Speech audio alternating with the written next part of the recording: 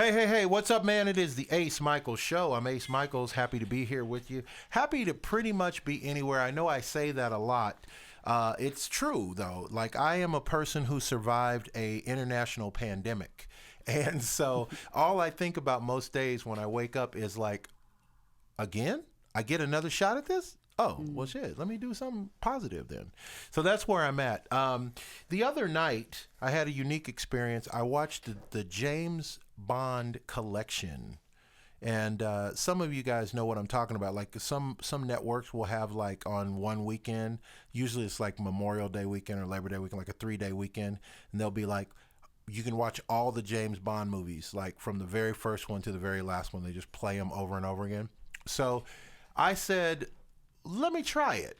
I've never experienced it. Let me check it out. So the one I watched last night was Dr. No. And I have to tell you, there was some crazy shit going on in the 50s. Like, it was a whole different world. Like, James Bond could just grab a woman by the hand and be like, come on with me. We're going upstairs and we're going to shag. Let's go. And she'd be like, oh, James. Yes, James. You know what I'm saying? It was like, what in the world? Like, you cannot pull this kind of shit nowadays. And then they had like black servants. Like, everywhere James Bond went, there were like black servants. And he was like, Raspus, run upstairs and grab me my tuxedo. And Raspus would be like, yes, sir, boss. And it was like, holy shit, what the fuck? So that was my experience watching the James Bond marathon. I wanted to share that with you guys. So listen, today on the show, my guest, she's a singer, songwriter. She's a beautiful girl, very mocha-colored gorgeousness. She could be a James Bond girl if she wanted to, if there was money in it. She's also an actress. So if you guys are casting for the next James Bond, which might be Idris Elba, it might be... shit, anymore you can. It might be Tom Hanks for all we know at this point. But anyway, the next James Bond movie is casting, so, you know, just keep your eye out for Jovan Marie. And welcome to the show, my dear. Hello. As I'll give you a nice James Bond welcome. Welcome to the show, darling. 007. Really, you know, I didn't know if I could speak when you were talking about I was holding back my oh my goshes. There's a lot of oh my Seriously? Gosh. Yeah, it's servants. Gotcha, boss. It's Yeah, far, boss. Oh, yeah, boss. I'm dog tired, boss. Mr. Boss, is it okay if I go get the bullets for the gun? Oh, no. And Bond is like, Yeah, we're going to have to "Yes, boycott yes, that. Rothschild, do most expeditiously get my bullets for my gun Oh, while thanks. I tweak this woman's nipples over here." Well, at least he was quite polite. Oh, he was all over the place. Like, he literally grabbed a woman. Okay, he didn't do it. He had Bartholomew or whoever was the black servant. He had Bartholomew, and he told him to do it. He goes, grab her and bring the camera. And so he literally, the black guy goes over and grabs this beautiful girl. I mean, damn. Was she white? No, she was black too. Okay. She was from Jamaica. Because, you know, James Bond gets down like, he ain't never got no just a regular hood always black girl. exotic cars, like, exotic women, exotic he hotels. He got like a fucking Grace Jones ass, you know what I mean? Oh, my God. So, yeah, absolutely. So he has Rothschild go grab this girl and grabs her arm, and he twists the girl's arm behind her back, you know, like this. Yeah. Not as sexy as I just did it, but like in that way, you know. And he pulls her over. And then Bond questions her, but Bond doesn't touch her. So, you know, Rothschild is going to get the DV case. So Rothschild is like, tell the man what he want to know. And Bond is like, so you came here with the camera. What are you doing with the camera? What are you taking pictures of? Oh. You know, in his British voice, you know, he's like, what's going on? Okay, Rothschild, get rid of her. But I may want to shag her later. Make sure we get her phone number. And sure enough, you know, he did get kind of physically active with her too. After all the rough stuff. I know that you probably like to talk about the physical part, but I wonder how many operations, how many bonds we have out there, because I swear that scenario is done over and over again in Not society. Nowadays, though. Like, you Oh, can't in just their go own little up to a way. bar. Like, I'm telling you, Bond was fucking cold-blooded with his shit. No, it's just like Family Feud and all the game shows where the guys were kissing people on the mouth. It's like, okay, yeah, her husband's like right there. But okay, he's like, how many years am I on this contract? I better kiss as many women as I can before I get fired from this job. Oh, Steve Harvey's definitely not doing that. it's a different world. Like, you know, like you used to be able to punish children in school with a paddle. You could actually paddle a kid. Yeah. And it made me wonder, like, how many sexual predators we're doing were the like, paddling. Oh, I could get a job as a principal. And it's legal. It's legal for me to bend a kid over my knee and paddle him or her. Oh, my goodness. See, that's where the world's different. It's a different world now. We don't get down like that now. Yeah, I can see why. Anymore, the thing you got to really worry about in this society is like police shooting you. That's pretty much it. That's the only people that's gonna like go over the line. Yeah, you got to worry about the cops. But other than that, back in the 50s, you had to worry about everything. You had to worry about your pastor. You had to worry about your next door neighbor. You had to worry about like the bread lady. Like you never knew like what was going on with any of these people. We stopped having the milkman. That's for sure. I know, that's a whole other, like, really? That's a whole nother Thousands show. of households were saved. The fucking milkman used to come by. Why do you need a milkman to come by your house? That's ridiculous. Yeah. Well, that's asking for trouble. Yeah. Yeah. Well, thank God for growth and progress. We're too lazy to go to a store and grab a bottle of milk. We're going to have a guy drive around in a truck. No, that was Monopoly at its finest. Like, literally, you're only getting your milk from us. Right. Right. You better look out. You might not be found if you mess around. No. So, Jovan is Jovan, right? Jovan, yeah. Like the way you say it. It can be Jovan, and it's terrible. No, that's not right. According to the spelling. So American everyone shit. that's listening, don't do that. American people will just take a liberty with your name when they want to. They don't give a damn. They'll be like, your name's Jose. We're gonna call you George. Oh no, I get called Jovan because they just thought it would be something special because we're in the western, Southwest. Jovan. I'm like, that really works. Great. Okay. Perfect fit. Where does your beautiful name originate from? Do I have a story about my name besides the fact that there's this really old white musk that they sell in like I didn't think about that. Walmart. I wish you hadn't brought it up. Yeah, now I got that image. I'm sorry, I can't get that out of my head. So what I'll do is I'll just buy the company and revamp it and make it something great. It has a very neutral smell that is timeless. It is still, its stalks are in good shape. It's been over 50 years, so I'm not mad at longevity. Never that. But Jovan means father of Jupiter, young, all kinds of stuff. It's typically a masculine name, but I have a lot of masculine traits, but I'm also very, very feminine. Oh, see, I would never think that was a my cousin's name is Jovan. It's a female. Yeah. I've never met. You've never met a female Jovan? I met actually a girl from the Middle East, but she spelled it completely different, and that was last year, and I was shocked because I was like, another female Jovan? It's typically like all the football players, and there's a couple of actors. Jovan's popping up all over the media and entertainment. I've never met a man named Jovan. You never met? Am I slipping? Okay. Is there something going on with me I need to know about? No, it's just that we're on the opposite sides of meeting people, I guess. Yeah, because I wouldn't even know how to take that. If a guy was like, yo, dog, I'm Jovan, I'd be like, whoa, really, bro? Is that who you used to be? No, yeah, exactly. Before which nip and tuck did you become that? Like the cop said, was my favorite line. The cop says, are you a ma'am? Anyway. Oh, wow. Yeah, that's tough. So Jovan. And then you put the Marie on it, which is technically all legal. It is Jovan Marie, right? Yeah. That's your stage name. Yeah. Is I that have your others. actual name? It's my actual name. Jovan Marie? Jovan Marie. Are you going to divulge the last name? Is it like some crazy shit? Like Studeplekaplekic? No, I wish it was. It's fucked up. It's like one that I had to deal with like a lot of fucking bullies. Is it a name that like would get you into trouble? Just the name, like your last name's like how would you blow me or something? And people are like, how would you blow me?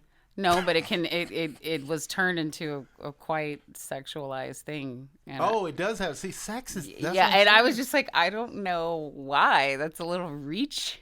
Okay, reaching. So now I can't sleep unless I know what it is. Handy. Oh, that's not bad. It's cute, but it can go any way. It can go either way. It doesn't go with the rest of your name, but it's not bad. Because I'm supposed to be married. I'm supposed to be married off. Yeah, that's not supposed to keep my. It does kind of have a Handmaid's type of vibe to it, though. Like Jovan Marie Handy. It just takes it off. It falls off, right? Yeah, it's like she's got to get married. Anything that was exotic about it was kind of gone. Yeah, it now. left. Yeah, I totally get it. It's definitely domestic now. Would you mind sweeping the floor, Jovan? When you're done, would you mind, Miss Handy, just tidying up the little? It takes me down. Yes. I could see you with James Bond with that name though. That's a cool James Bond girl name. Yeah. Yeah, because James Bond's girls, they always had those names like Pussy Galore and like, Oh. Honey Go Fetch It. Like they had these. Speaking cool of names. honey, so I dibbled and dabbled with the name Honey for an alter ego because I'm exploring rapping, which I haven't really full-fledged released to the public. But it was going to be some sort of an alter ego in Honey. You know, she honey's after the money. Honey's still sweet. Yeah. But she's like really thick and she sticks pretty hard on you. Yeah. Jovan is a little more princess, ballad, sweet, American black girl. My brain is not processing honey for you. I mean, you look like honey. You're a very sexy, hot girl, Thank you. but not honey. That's come on. I That's- just- it that's kinda- too yeah. pretentious. Like honey. Oh, yeah, like come on, you gonna could be on honey. a You might as well be pole or- called Star. Oh, You yeah, know what I I'm saying? wouldn't, You I gonna be wouldn't honey. do You might that. as well be. Come on. I like Jovan. Jovan, that's me. Jovan That's is- why that's dope. I fuck with it. That's like a action hero name, Oh, yeah? like a new Avenger. Like, look, I she's definitely can play Jovan that. Marie. And then they throw that handy on it, and you realize she has no powers. No. No, because we're just not going to mention my entire government name. No. All right, so let's talk about your music because that's what we're here to talk about. So That you would be good. write and you produce music too, don't you? do a I'd little like to bit. say production because a lot of artists take themselves out of being a part of the production. I think you're part of the production when you can make something happen from scratch. I mean, I'm coming into the studio a lot of times just hearing the instrumentation, doing every single thing else, you know, and then manipulating how the track will sound with what I added. So, yes, arranging, my own creative director. Of course, when you're doing this in the beginning and you're not, you know, surrounded by a big fancy team and a humongous crazy budget with a label, you're wearing all the hats. Now, have you been So- in that scenario where you were with a label and you No, had a I big haven't studio? been signed. I haven't been signed. That's I've heard crazy. several offers. Right now, there's some ideas out there. But I'm at a point where I'm doing some more self-investment so that I have positioning for negotiation with labels because the atmosphere is really, it's like it's not numbers, but it is numbers, and then it's I want you to have this kind of track, but I want that track to be organic, but there's a shit ton of people who are already in the industry that have fake ass trackings, you know. Right, When I say right. trackings, I mean like streams and likes and all that kind of social bullshit. And then you have people that are at labels and they're so real and authentic and they're like, no, I want something organic and I want to be behind the growth. So those are the type of people that I'm really attracting right now. I want to manifest those people who look at it as an organic sense because it makes me feel there's longevity in their intention when it comes to working with an artist like me. Did you ever? I mean, this is just kind of morbid, but did you ever feel like you weren't good enough to make it in show business? I mean, Oh yeah, like I haven't. Well, I've had a lot of fits on social media because I know I sing good as fuck, and no, I mean not just good as fuck, but like you have this, you have me. I'm a singer, yes. I sing R&B and pop, yes. But I'm classically trained, and not only am I classically trained, but I do well in that class. okay. I was offered Germany, I was offered China, so I'm doing well in different genres and not just. You can't put me in a box. Right. So this is a person who studied. Not the fame, not the looks. I don't really know how to do all that really well. But when it comes to the fucking craft, I love music. So yeah, I'm online and I'm complaining to people because I'm just like, I see the people you guys are supporting. They have thousands of views and I know they sound like shit. I have been trained. I know the professionals. I can get someone that is a professional to back me up. What the fuck is this society all about? Wow. But I'm at a point in my life where that's not doing anything for me. Yes, I know it. Yes, other people know it, but that's not the name of the game. And the name of the game is the business. It's the music business. It's not just the music. And I'm learning that in the business, you do it how you want to. In 2023, with all the technology, you really can make your own way. I mean, I don't mean to offend anyone, but we got guys transferring to girls and girls transferring to guys. Why would I need to stay in any type of a box to do what I want to do? I'm not doing it. I'm empowered by all the things that people have taken themselves out of the box in. So So when you I don't look at know. it that Yeah. way, and it's a good way to look at it, I think, but when you look at it that way, what are the challenges for you personally as an artist? I mean, if you know that you have your own sound, you know that you have your own direction, you know that the music industry has changed so much and that there really aren't a lot of people who are on the same page anymore. A lot of A&R people that I knew 10, 15 years ago, they're now selling used cars or they're selling real Oh estate. no. You know what I'm saying? They used to be like the top executive entertainment Isn't that professional, funny? and now they're like a fucking guru on like life coaching. But Well, let's see. what does that mean for you though when you realize that you're ahead of the curve, you're in your own zone, not everybody's going to get your zone, not everybody's going to be willing to travel on your lane? What does that mean for you as an artist? It means what it always has been. This is like I mentioned earlier on, I think a poster. I was talking to a friend.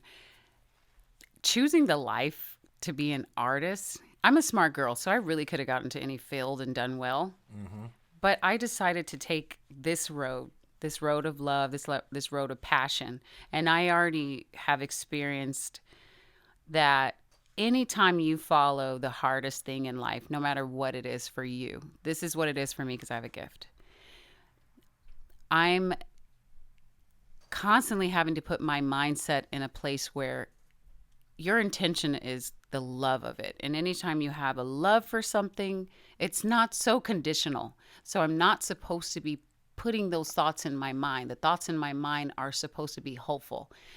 So many years, I felt like I needed to chase someone else in order for myself to be validated. But I have the gift. It's inside of me, literally. I am the gift. I'm the star before the stardom. And as long as I'm humble and I'm operating with love and passion, I work hard, I already am satisfied as if I already have it. That And makes then sense. and then I remove myself from the anxiety because I let the energy live in me, and I'm doing it with transparency so that people are attracted to me instead of me chasing them.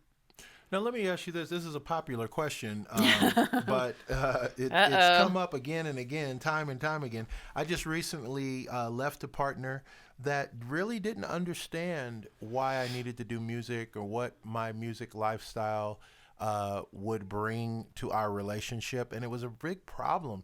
And I thought I was mature enough to have left those types of problems behind me years ago. So I was really surprised that, like, you know what? Here I am justifying again why I'm doing this and why this is passion to me and why I'm committed to this, to a person that's supposed to be a love relationship, love unconditionally person Right. is asking me what I want to do with Speaking my of it. life. So how does that part work? How do you manage the balance between what you love and what other people think you're supposed to do with your life? Okay, and you're saying this not just on a fan base looking inside as an artist, but my personal life. I'm saying, I mean, like for me, it threw me for a You loop. mentioned your relationship. Well, Yeah. okay, so I would, for me, I guess it's this kind of fantasized sensation to have a singing girl. So it's a part of like turning on a fantasy. So it's like almost automatically received very, very well. But then when it comes to maybe the business and being really social and having, like, for instance, on my Instagram, if I like occasionally show a little bit of skin, a little sexy, it's almost like, oh, okay, you're for everybody. You know what I mean? Right. Like, okay, the DMs are flooding and blah, blah, blah. And so, yeah, it's like, but anyone close to me knows that I'm quite conservative, and I have a very strong mindset. I really look into the values. So sometimes I throw people off. Like when they see my Instagram and they meet me in person, they're like, wow, like this is good, but this is like better, or can you show me this online? you know, and Interesting. yeah, or, Interesting. you know, just a little mix up. So, you know, it's something you always work on to be more transparent on these platforms as best you can. But And so you don't find people who want to date you who feel like, oh, you're trying to be too extra. You're trying to be a star, and no, I don't want a star. I just want to. my recent relationship was actually my manager, and he was actually encouraging me to show a little bit more skin because I would post something where I was like in a bikini or I had just like the skin or it was sexy, and then I would like it would be up there for a couple of days, and then my mind would just be like, oh, take it down, take it down, take it down, take it down. Oh my gosh, you're not a Christian, you're not this, you're not good, you're not that, and you're gonna be just like all these other whores, just teaching everybody stupid shit, and why can't you be different? You know, like all these I'm a Cancer, so I like have like hella different thoughts that could shoot out in like did less than not say 60 seconds. You're gonna be like all these other whores. I love it. Yeah, so it's like, yeah, but those are the voices, you know, in your Right. head, and they just come out. They're all different types of personalities, at least for me. And then he's just like, you know, you don't have to do that, you know, giving me the kind of cliche, you're gonna get older and you can't do it, so use it while you got it, you know, that kind of thing. But you know, this is the thing. It's always been a question to me because, you know, I'm never gonna have somebody say to me as a man. I'm never gonna have somebody Use say it to while me, you. listen, What? roll your pant leg up and show off that fucking calf, brother. Come on, you got a little hair on Right, that calf. so- Be proud of it. Right. You know what I'm so saying? yeah, I guess if you mention that, you're gonna say that I should be able to get through life without having to Well, what does that use mean? that. Like, what does that mean to you as a woman? Like, does that devalue you as a woman? Like, to me, I've always said this on the show. I've been doing the show for 10 years. I've always said this. Women have boundaries they get to set. Like, to me, a woman gets to say, Choice. you know, I think I'm going to undo one more button and go get this job interview. And that's fine. If they Wow. want to, they can. Wow. But a guy can't just be like, well, I think I'm going to go ahead and go full honcho on this photo shoot. Yeah, I'm going to go full honcho. Just this one. So, I mean, does that devalue you? Because women are sex objects. People look at women and, oh, it's so sexy or not sexy enough or be sexier. Everything is about sex.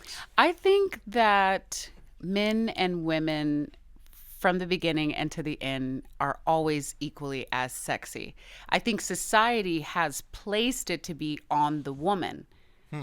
I think that because a lot more women, we do have, because of our fertility, I think the energy gives off what sexuality is more because we have these extra parts to make life happen. So the energy around that reproductive organ and sense of the capabilities that we can do gives us that heightened sense of sexuality. But it has nothing to do with the anatomy, because I look at a man just as sexy as a woman. Like I know plenty of women, we see that it's coming out more and more, these male strip clubs, and we have this show The Queensmen, which I absolutely love, by Christian Keys.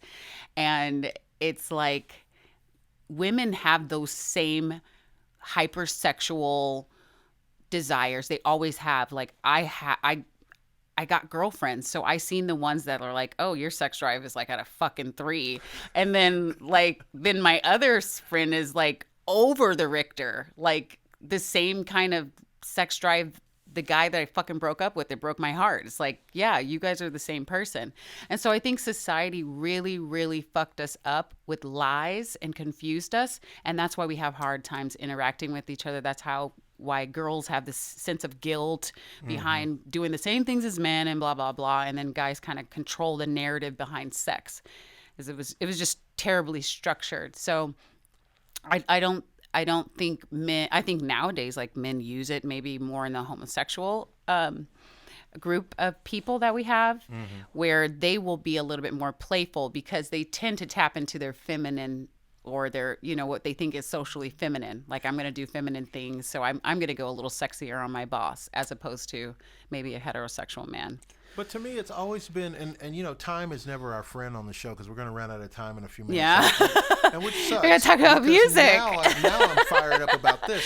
I know. But okay, so like if you take, for example, Doja Cat. Doja's a beautiful, beautiful woman. In my opinion, she's a little thick sometimes. Okay. Megan Stallion, another beautiful woman. My opinion, a little thick sometimes. Mary J. You're going to get me in Blige, trouble. beautiful woman. A little thick sometimes. Do you follow But- me on social media? but all of these women are beautiful. Yes. But they'll come out in a bathing suit and they got a little extra going on. But for women, it's okay. I did not get to that point when I was mentioning that last section. When I said it's easier for a woman to have that, push off that little sexual. Because Okay. Sam Smith does not look good in a bathing suit like that. No, Don't do but he that, probably Sam. did when he first came out. I don't know what's happening to him. But but nevertheless, there's probably a lot more men in general that don't feel comfortable with their bodies. And they're competing against these alpha guys that are all muscle, blah, blah, blah. So more women, for some reason, because we have been sexualized for so long, we kind of are more willing to be present ourselves more, because we are structured and positioned and formatted to be the presenter of attraction as opposed to the male. Yeah. But I don't live my life like that. Yeah, and think about this, and I hope you'll come back and do the show again. We'll have to talk about music more. I know. But, let's go all Games of Thrones with it. There was a time when a woman was basically about as much as a cow. Like, do you want the cow or would you like my daughter? Because my daughter can have kids. She can nurse kids. She can clean the house. She's more valuable than a cow. And the guy still might say, well, let me look at that cow real quick, though. Yeah. Well, there was a time when women were literally currency. Well, it's because they were treated like currency, because at the time, you got to think about, before we developed all these industries, before we had all these complex systems, there were no complex systems. There were ideas that were only limited to the elite. So everyone else was pretty much a slave in a sense themselves. So when they developed thoughts around how life should be, it was not expanded. So it wasn't that they really in their spirits felt like, oh, she's a fucking piece of property, like a cow. It was more, I'm in such survival mode. I have to know how much it costs to maintain a wife and how much it costs to maintain a fucking cow. No, seriously, they were so dumbed down to the last fucking straw of what you would think of. We have so many different luxuries and things that we built up, and we've evolved so much. We have so much more space to think about different possibilities, even the average fucking Joe. You don't have to be a part of his lordships or the conquistadorians, or, you don't have to know what was written on the fucking magic book from King James or whatever. I don't know. I'm talking crazy, but do you see what I'm saying? As we evolve, we have these same animalistic needs, but they shift in perspective, which changes society. And that brings the conversation full circle. My music is on all platforms. Yes. I'm currently performing at the Virgin Hotel on Wednesdays from 8 to 12. Nice. You can catch me there. I am also at the Cork and Thorn on Friday. And if you keep up with my Instagram page, which is number 4, Jovan Marie, you'll be able to see where I am performing locally. But I actually, Ace, I really appreciate that we didn't talk about music, because I feel like you get to know me, you get to know my perspectives on real life situations. Yeah. And that's really getting to know someone. Well, we want to do that. And then also I suck as a host because that proves it. But I'm going to close this show on this note. So we were talking about James Bond. And if you do go back and watch some classic James Bond, just remember this from Ace's perspective. It says that there was a time when white men ruled the world. There was a time when a white man could do no wrong, and these movies are made for those guys.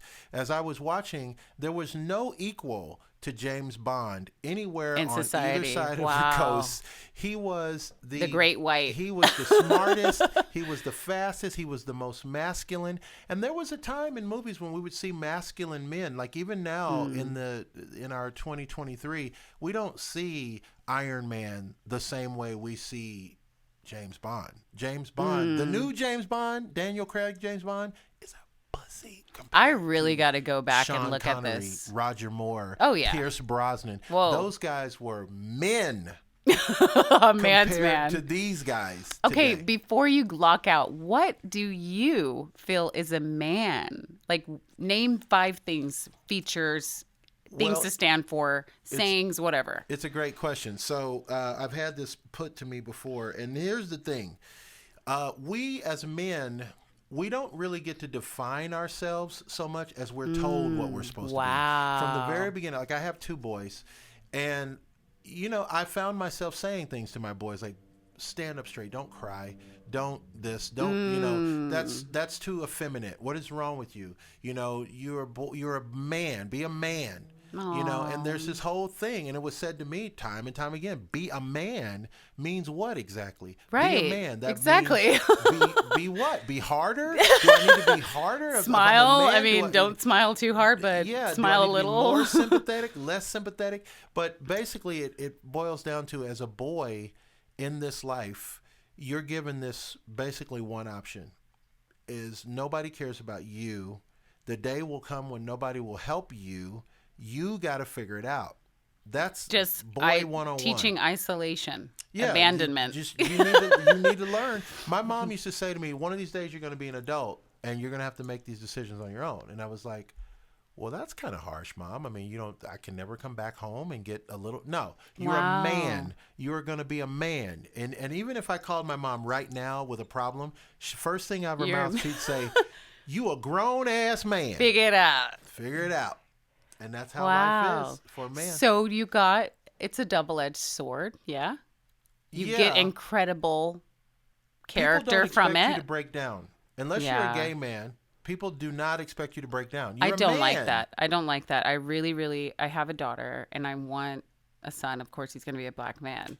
And I often think about the guy that's going to make him awesome, because he's literally going to be a mini me of someone that's already out there, plus a little twist, so it's like, it's exciting to think about making. I have a daughter, but it's really, really something else to make a man, well, and then there's a whole nother thing, and I will take that to heed, because that's really, really important. Well, there's what you just said. There's a whole nother thing about being a black man. So that was just a man. Being a man is one thing. Being a black man is another like story. But no, my son's mom is Jewish, so my boys are half white and half black. And we had a conversation about 6 years ago or more when Trayvon Martin got shot. And my oldest boy, who's now 19, at that time he was, a young teenager. He liked to wear his hoodie. He liked to go walk around. Well, he just happens to live in Florida, where it's the same county as Trayvon did. No. Yeah, so they're down in Tampa, Florida area. But anyway, I pulled both of my boys aside and I said, listen, guys, we got to talk about something very serious.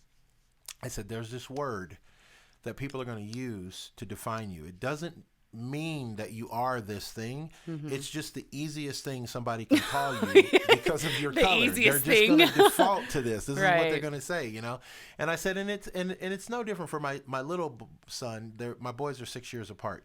So at the time, one was 12, one was 6. So I explained to them. I said, imagine if I called you a dinosaur.